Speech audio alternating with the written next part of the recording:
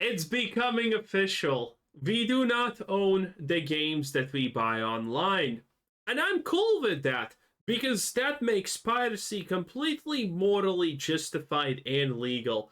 By the way, piracy already pretty much is morally justified considering how sad gaming is. One of the greatest conversations of this era regarding media is surrounding the digital format and how we are becoming more and more of a completely digital world.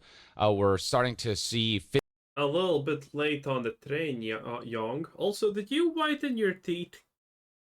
physical media disappear. Brick and mortar stores are selling them less, and companies in general are creating less physical versions of their products because they prefer the convenience of digital in the way that there's no qualms about distribution. You can just put it up on a server and have people download it from there from the comfort of their homes. There's just less time and money spent on the distribution aspect. And then consumers will tend to favor digital because it is also more convenient for them. They don't have to go out of their way to go to a store and purchase a physical product. But at the same time, there are those. Thank you, Young, yeah, for explaining me the basics of living my own life.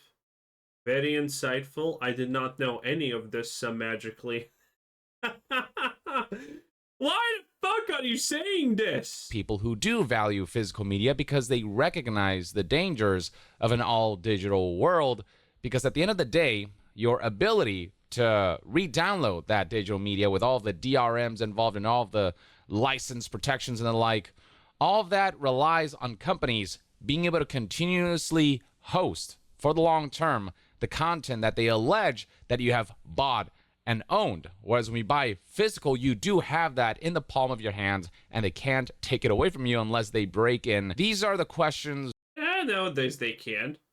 Discs have, you can still disable a disk copy. As long as your computer has access to the internet, you can still disable disk access. That we're asking, and another major question is, will legislation ever catch up? Will they recognize the dangers of an all-digital future and realize how companies are selling digital products as if they're things that you own, when in reality that's not the case? You're more like renting them, and sure, it's for the long term, but eventually the license for your digital product can expire and they can just decide that you no longer own the product that you paid for. Well, it turns out that here, yeah, that's pretty accurate, in the US and in California specifically, legislators have been paying attention to this issue that has been raised more and more, especially throughout the last couple of years and the last couple of months, especially, I feel, with various incidents that have stirred up this conversation.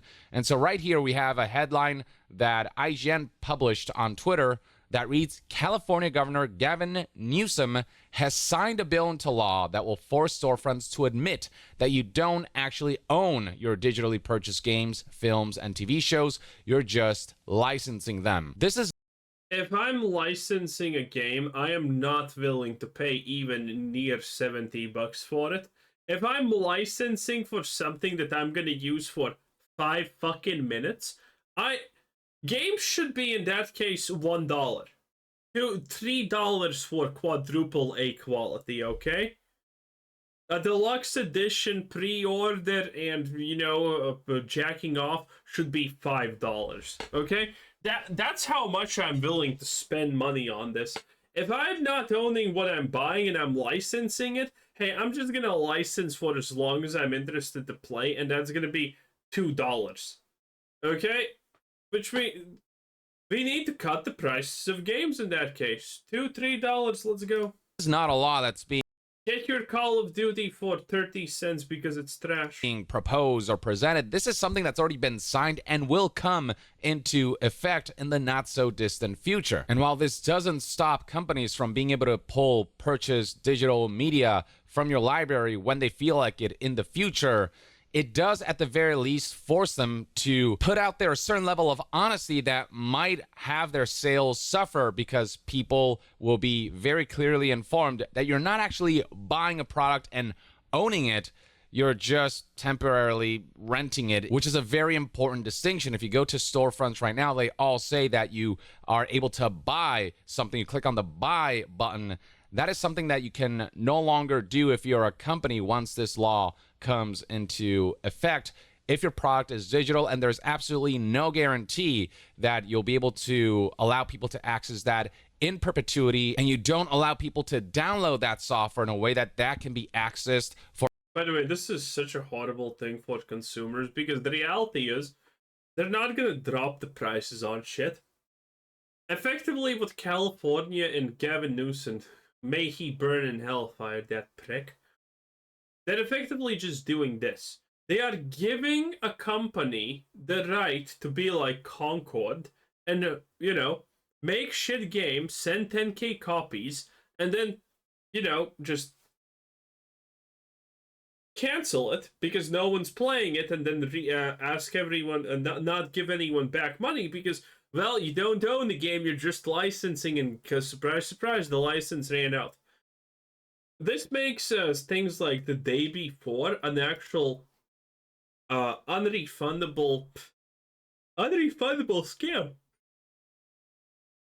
It's hilarious. Forever, regardless of whether you have an internet connection or not, without, servers having to check in whether you have a license, whatever. That's why GOG took a minute to comment, well, because as you know, GOG sells all of their games DRM free, meaning that once you download something from GOG, that digital file doesn't have to check in with anything. That digital file is everything you need to access the contents of that game, and you can, copy and paste it, move it around however you like.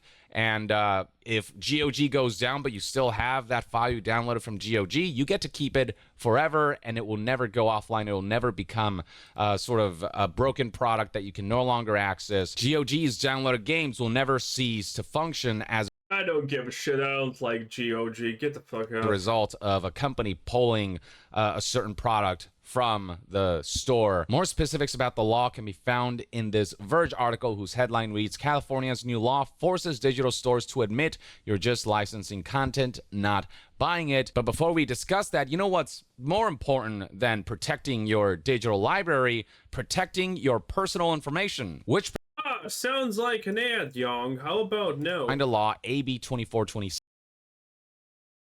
Oh, they're pulling a 3. I got it. There's like the sound. Maybe you can hear it. 6 to combat disappearing purchases of digital games, movies, music, and ebooks. This law is meant to cover digital media across the board, which is even better. It'll force digital storefronts to tell customers they're just getting a license to use the digital media rather than suggesting they actually own it. The law comes into effect next year in 2025, which is not that far away. So we're going to start seeing a paradigm shift in the way. Okay, so can this be changed? Because, doesn't sound good for consumers. Shops, digital storefronts list their games and what words they use for the purchase button that can no longer say purchase or buy. If it has some kind of DRM on it, if there's no guarantee, you can just download it and keep it forever. It'll ban digital stores from using terms like buy or purchase unless they inform customers that they're not getting unrestricted access to whatever they're buying. Storefronts will have to tell customers they're getting a license that can be revoked. Companies that break the rule. Well, I guess this actually ain't that bad in that aspect, that there's going to be places like GOG that actually capitalize on it and say, hey, yeah, remember those licenses? Here you can buy it and it's actually yours. Which is still bullshit completely, honestly, okay? But, at least it's kind of better, I guess. Could be fined for false advertising, because that's precisely what's been happening for the masses out there who just kind of interpret the buy button as literally buying it and keeping it forever and don't really have the full scope of what that is. I'm pretty sure most people are smart enough to understand that you don't actually own your Steam library.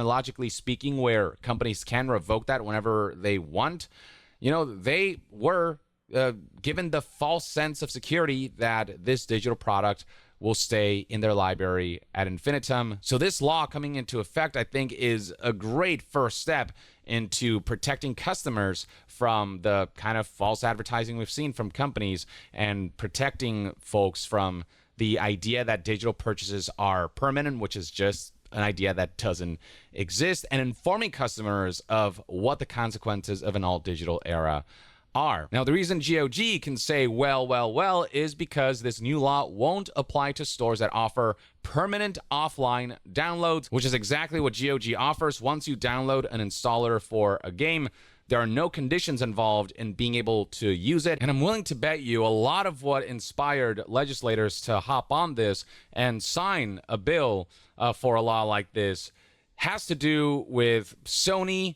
and Ubisoft and similar companies who once upon a time did risk or did fully execute the... I think this is just bullshit, and it has nothing that has nothing to do with anything.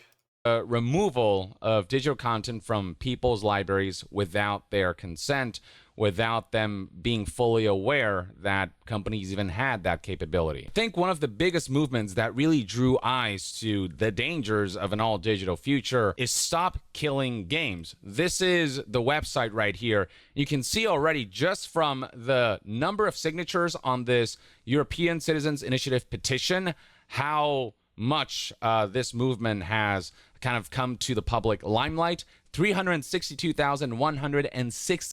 Oh yeah, I remember this one. But we also watched Noble Pirate, or whatever his name was, where he explained that this is not actually good. And yeah, it was kind of clearly visible that there's an action that must be taken if this thing would be enacted. But it's kind of stupid when you think about it. 69 signatures, with the goal here seemingly being to garner over 1 million signatures.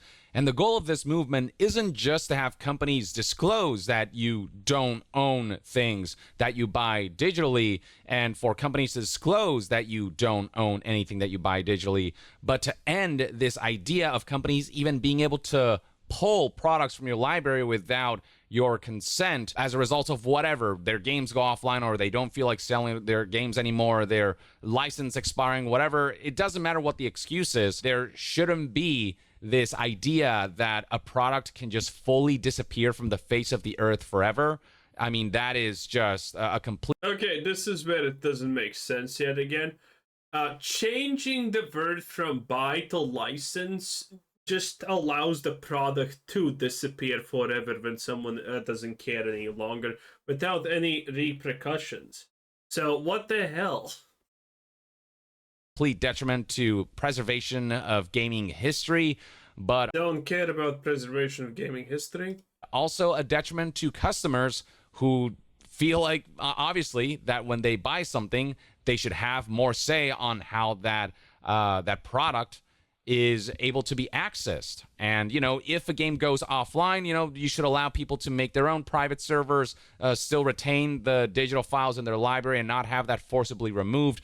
Your library should feel sacred, you know what I mean? Because it feels invasive when a company comes in, and no matter what the reason, it is the digital equivalent of them breaking into your house and deciding that...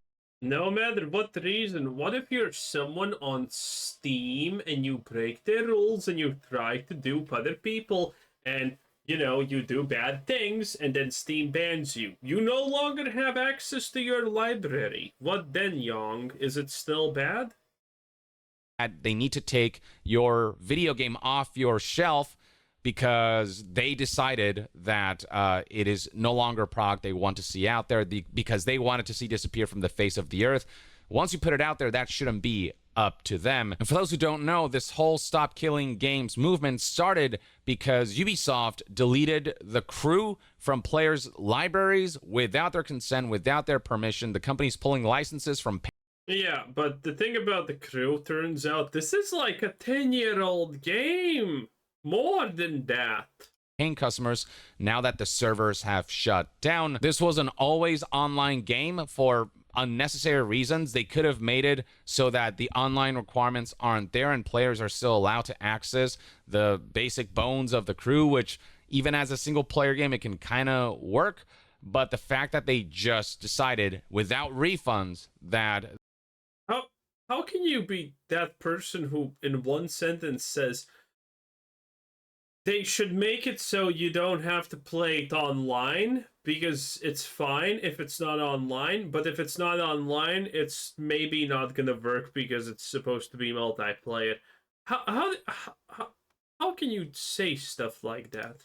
This game is no longer a product that you're allowed to own, and even if you paid money for it, they can go in there and just strip that from you, was incredibly invasive, and a lot of people felt the same, to the point where this Stop Killing Games movement gained the kind of traction that it did. I mean, this kind of signature numbers is not something you see in all petitions. Clearly, there are strong feelings about the idea of digital ownership. Companies shouldn't be able to allow to have full control over the existence of digital content. If they want to take it off store shelves, fine, but the people who bought it should still be allowed to keep that content, and they shouldn't be able to just erase history when they feel like it. And then there was that major incident with PlayStation, which, yes, is a gaming company, but this particular incident involved the potential removal of digital movies from your library. People got this message saying, "Dear PlayStation customer, as of December 31st, 2023,